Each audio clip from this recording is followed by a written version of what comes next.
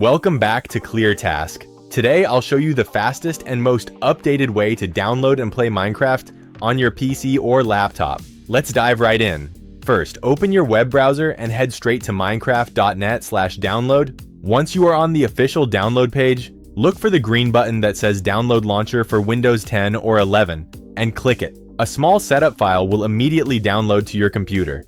Go ahead and open that downloaded file. Check the box to accept the terms and click Install. The setup wizard will automatically download the necessary files and install the Microsoft launcher directly to your system. After the installation finishes, click Let's Go to open the launcher. You will be prompted to sign in. Click on Microsoft Login and enter the email and password for your Microsoft account. If you already own the game on this account, you are all set. Just select Minecraft, Java, and Bedrock Edition from the menu on the left, click play, and the game will launch.